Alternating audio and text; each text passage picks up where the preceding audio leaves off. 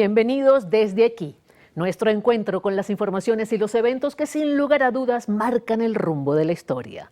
Tal es el caso del proceso electoral del próximo 28 de julio en nuestro país, donde se escogerá al presidente de la República para el próximo mandato presidencial.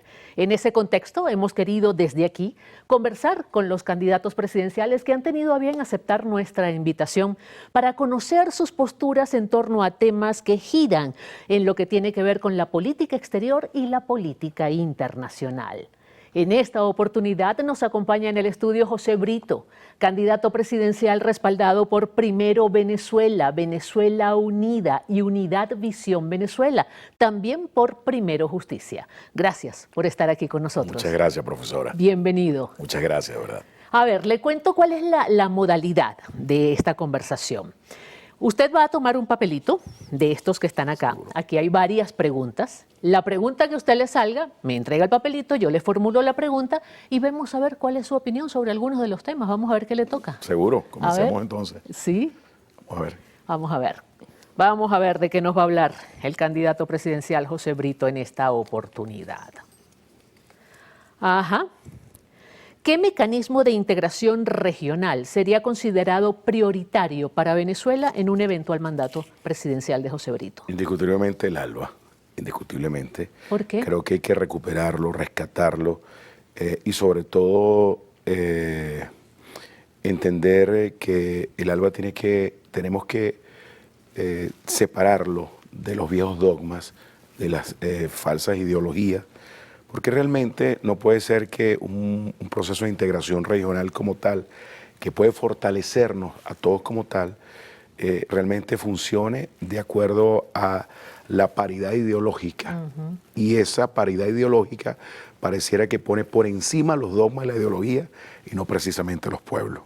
Nosotros creemos que esos procesos de integración tienen que ser colocando primero a la gente, primero a las necesidades de los pueblos, las necesidades que al final terminan siendo las mismas, con algunos matices en algunos países, en algunas naciones, mucho más intensificado el tema económico en uno, el tema social en otro, el tema de realmente de poder interconectar financieramente. Para eso no hay otras estructuras que tienen como mucha más trayectoria histórica, como por ejemplo ALADI. Sí, pero por eso el tema es que pareciera que eso es muy parecido, profesora, lo que se dice en la Constitución, letra activa y letra muerta, conveniencia de parte. Es el ADI, es el ALBA, pero vuelvo y repito, desde mi punto de vista, tenemos que separar todos esos mecanismos de la falsa ideología y de los dogmas que atrapan y que realmente colocan como una suerte de nudo gordiano, de camisa de fuerza, para evitar que esos procesos de integración se den de manera permanente. Entonces, eso no puede ser como va viniendo, vamos viendo, y cómo se va moviendo las preferencias electorales y los que llegan y alcanzan el poder en el área como tal. ¿Y cómo hacer eso si el ALBA surge precisamente con un alto contenido ideológico? Pero por eso digo... ¿Cómo desideologizarlo ahora? Porque el tema no es de fondo, el tema es de forma. Creo que el concepto, la génesis del ALBA es perfecta, la acompaña. ¿Quiénes integran en este momento el ALBA? Bueno, ese es el tema, profesora, que no puede ser que el proceso de integración se reduce a conveniencia de parte. Es que más bien vaya creciendo, es como la suerte de los BRICS, como decir, que vaya creciendo. Y fíjese que yo quisiera que además esos procesos de integración, en nuestro caso, repito, profe, que pueda entenderse que ponga siempre primero las necesidades de la gente y no que si el gobierno de tal o cual país es afín ideológicamente. Es decir, si el ALBA logra eso, si eso se logra, y en mi caso particular, si tengo la posibilidad de dirigir los destinos del país, realmente uno de los principales aportes que haría es que indistintamente quien gobierne en Venezuela y quien esté gobernando en otros países del área, no sea el ápice para desintegrarnos, sino para reunificarnos y unificarnos mucho más. ¿Está hablando de desideologizar la política exterior? Sí, sí, totalmente. Eso es un cambio radical. Profesora, yo creo que la política exterior, me gusta mucho la política Itamaraty, me gusta mucho el tema Brasil. Creo que es el ejemplo a seguir en América Latina. Nosotros tenemos una excelente academia y ustedes las conocen mucho más que yo en ese ámbito. Que aquí pueda hacerse carrera en el ámbito internacional, que pueda realmente ser una institución como tal. Creo que eso ocurre también, profesora, porque a veces los que ejercen la presidencia de la República, yo no creo que por desconocimiento, creo que lo hacen de manera causal, no hacen la separación correcta de lo que es ser un jefe de Estado. El jefe de Estado, ¿qué es el jefe de Estado y el jefe de gobierno? A ver. O sea, el jefe de Estado es el gran reunificador, el gran unificador del gran país. El jefe del gobierno es el que las políticas públicas tienen que buscar a los más idóneos para el ejercicio del cargo, a desempeñar, que tengan un honesto compromiso con el cambio. Pero si nosotros sabemos separar eso, bueno, el gobierno es una cosa, ¿y cómo el separarlo Estado, en un país tan presidencialista como el nuestro? ese es el tema, profesora. Ese es el tema. Yo creo que fue un gravísimo error, inclusive, incluso separado hasta las cámaras. Es decir, se colocó una... Yo debuté en un parlamento unicameral. Yo creo que tiene que haber una bicameralidad, tiene que haber un contrapeso importante, donde los senadores, cuando eso llegue a la Cámara Alta, bueno, es una suerte de contrapeso importante. El contrapeso lo pudiera haber inclusive con un poder legislativo de una sola Cámara. Todo depende de la posición que asuma quienes integren el poder legislativo. Pero hay un profundo desnivel en cuanto al federalismo en Venezuela. Yo de verdad que... ¿Y cómo haría eso? ¿Por qué lo defiendo, profesora? Porque yo vengo de donde hay monte, Cadillo, Paja Pelúa, a la para atrás vengo del monte. ¿Paja Pelúa? Paja Pelúa. ¿Y eso qué es? Eso suena terrible. Profesora, eso es lo que abunda en el monte, ¿no? Los que somos del campo. ¿Pero qué es un animal? No, profe, eso es hierba. Eso es hierba. Okay. Sí, cuando yo lo digo, mucha gente dice, ¿y qué es eso? Okay.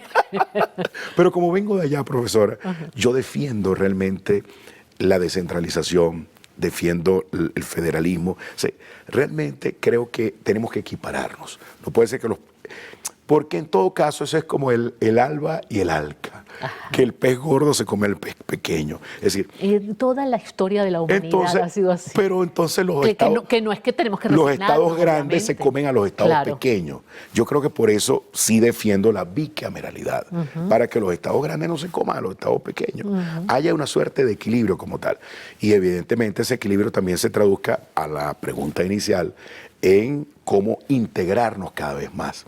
Yo creo que debemos ir a un proceso de eliminarlas, y no eliminar, sino separar la ideología, los dogmas y sobre todo en momentos tan importantes como es cada vez estar más abrazados, más unidos, porque es la única manera, por cierto, de nosotros, América Latina, poder crecer. Claro. Pero crecer con fortaleza. Pero dígame una cosa, brevemente, ¿cómo concibe el ALBA? ¿Como un mecanismo de integración, como un mecanismo de cooperación?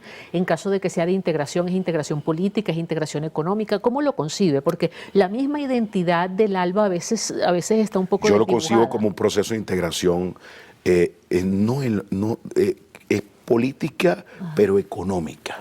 Económica. Yo quisiera que existiera el Banco del ALBA, un banco fortalecido, que pudiéramos inclusive, ¿por qué no llegar a una moneda fuerte?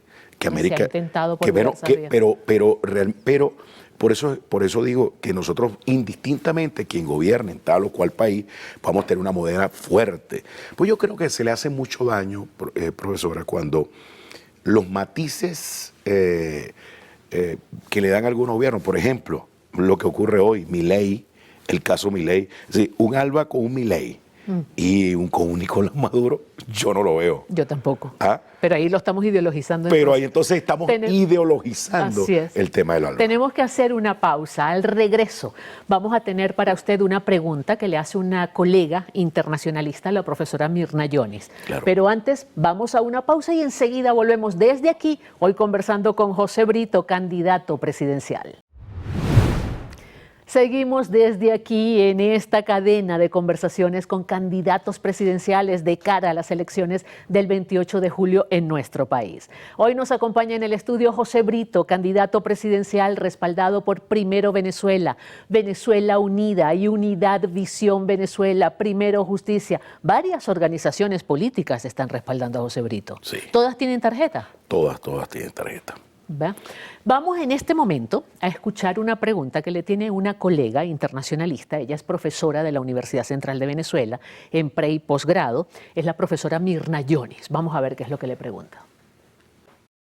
Sí, ciertamente habría muchas preguntas, como el tema del Esequibo, como el tema de las sanciones, pero quisiera concentrar la pregunta en esta oportunidad sobre el tema migratorio y el caso del incremento, obviamente, del porcentaje de migrantes venezolanos, no solamente los que salen, sino dónde llegan y cómo se han ido distribuyendo. Y la pregunta estaría centrada fundamentalmente en las acciones que podrían realizarse o que plantearía el candidato respecto al tema migratorio para garantizar también que haya protección de derechos humanos de esa población que está en esos territorios.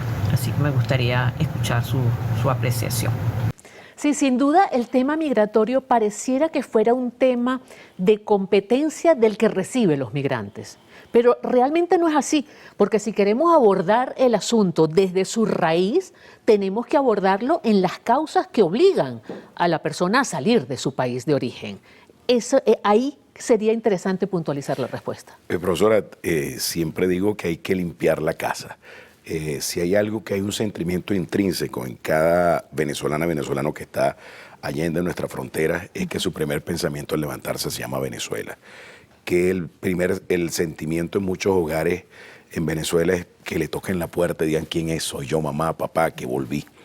Pero siempre digo el volver a casa, que tanta fibra toca. Para que eso se dé, nosotros tenemos que arreglar la casa, no solo el volver, sino que no se vayan más. Pintar la casa, mejorar las finanzas de la casa y cómo lograr fortalecer de tal manera la casa que nuestros hijos no vuelvan a salir de la casa. Es decir, un proceso... Eso suena muy bonito. Pero eso una cantidad de pasos. Profesora, usted lo ha dicho de manera muy tajante, más allá de que Venezuela es el único país donde en la mañana conocemos a alguien y en la tarde le decimos hermano, pana, amigo.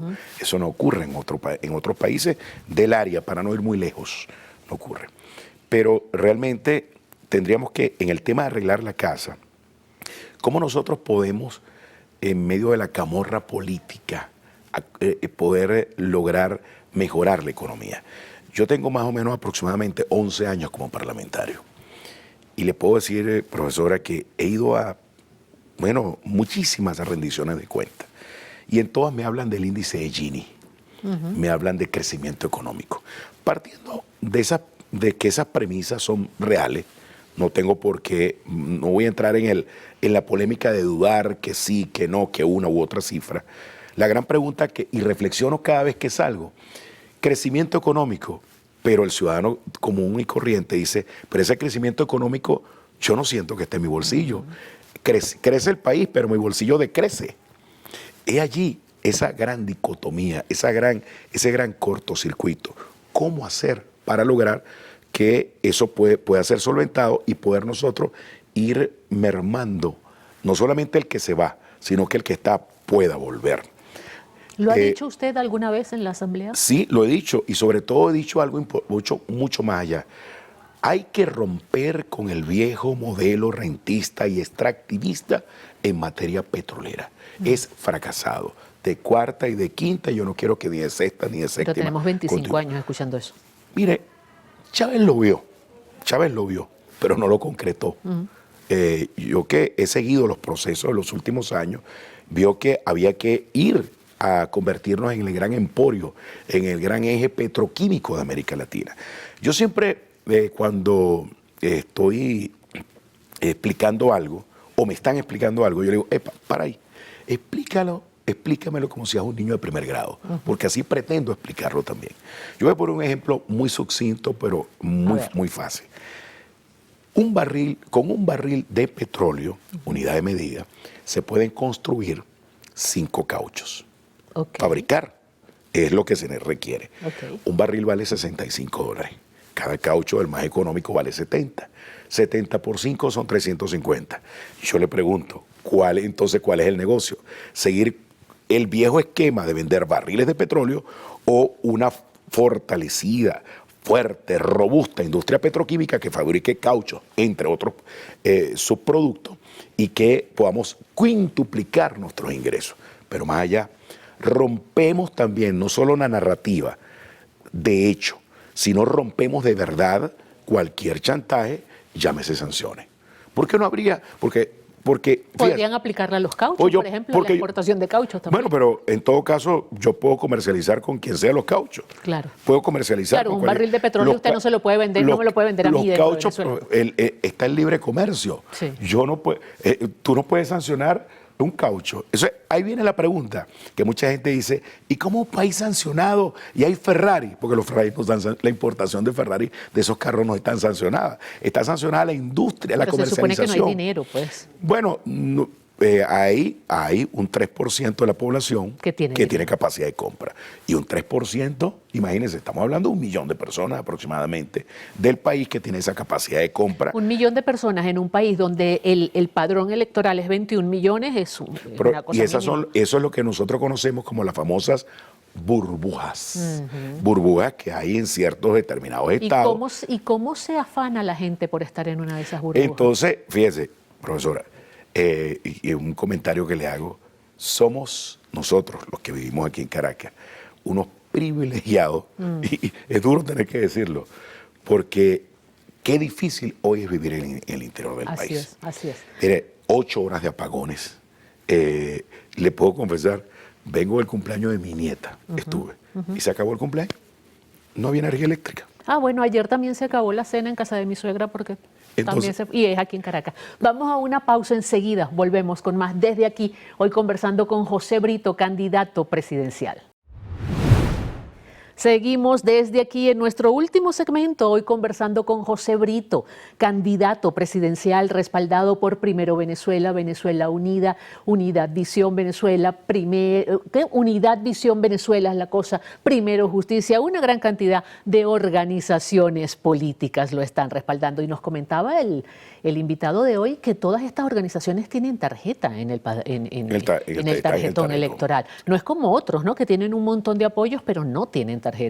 Sí. Así es. En este segmento vamos a escuchar cuál es la preocupación o la inquietud de los venezolanos en la calle. Ese que usted decía, el venezolano de a pie, ese al que hacía referencia, vamos a escucharlo. ¿Por qué Venezuela está dolarizada? Eso es lo que yo quisiera saber, preguntarle, decirles a ellos. Así sea Deco, copellano, chavista, no chavista, el que sea. Parece que fuera una pregunta económica, pero tiene que ver mucho también con la política exterior y con la política internacional. El dólar, sin lugar a dudas, por más que se quiera, digamos, tratar de minimizar su valor y su impacto a nivel mundial, es la primera moneda a nivel mundial. ¿Por qué la economía venezolana se ha dolarizado? Bueno, no solamente que precisamente es que digo, cuando la economía entra al calor y el fragor de la confrontación política, realmente entra en un profundo riesgo. Nunca, profesora, este es un país con tradición de golpes de Estado. Este es un país donde han ocurrido magnicidios, por ejemplo, Carlos Delgado Chalbot. Este es un país donde las montoneras, bueno, era el deporte nacional. Era el deporte nacional. Los golpes de Estado eran el deporte nacional. Bueno, dicho sea de paso. Pero nunca la camorra y el conflicto político se había metido con la economía. Es muy triste, es la segunda vez que usted menciona la palabra camorra. Y a mí me da cierto escalofrío cuando lo oigo, ¿no? Porque camorra es mafia. Camorra viene de allá del sur de Italia y es la mafia, la mafia napolitana. Yo creo, profesora, disculpe que sea tan crudo, a ver, pero es que yo creo que se enquistaron algunas élites, por eso hablo de camorra, pudiera hablar el fuego, pero se enquistaron y que hicieron del conflicto un gran negocio. Grupos perversamente empoderados. Quizás unos para permanecer en el poder y otros para hacer ver que luchaban por acceder al poder, pero por teniendo muchos privilegios de la lucha por acceder al poder. Y lamentablemente, fíjese, y lo digo, si alguna responsabilidad estuvo el expresidente Chávez, a mi modo de ver, fue eliminar el financiamiento de los partidos políticos. Para mí eso marcó un antes y un después. Porque eso hizo, profesora, que la clase política en Venezuela, no gubernamental, se hiciera rehén de intereses internacionales por obtener financiamiento. Y de intereses nacionales también. Y de intereses nacionales e internacionales y transnacionales. Y eso, al final, prácticamente comenzaron a ser actores de intereses de lado y lado. Al final, esa confrontación terminó generando mucha incertidumbre. Todos debemos recordar que si hay algo que es tímido, que es cobarde, es el mundo, es la finanza, es la economía. Sí, el capital. Eso es muy volátil. Por eso es que decimos, lo primero que hay es que dar certidumbre. Y una palabra que parece mágica, pero que en Venezuela desapareció hace mucho tiempo: confianza. Y esa palabra que desapareció, que se extinguió, confianza, bueno, llevó a que cada vez menos gente invertía en el país, que realmente nuestra moneda perdía territorio, perdía terreno frente a otras monedas. Yo recuerdo a mi padre que me decía que cuando ellos iban a Cúcuta, el cambio eran 20 pesos por un bolívar. Hoy la cosa es al revés, esto es distinta, es decir, ¿cómo fuimos retrocediendo? Entonces entramos en una peregrina tesis del coloca ceros y quita ceros. Entonces llegó un momento que fuimos perdiendo nuestra capacidad de fortalecer nuestra moneda, que, bueno, si el país no se dolarizaba de hecho, no solo dolarizó de derecho, no de hecho, íbamos a tener que cargar para ir al supermercado, unas carretillas con... O sea, al final,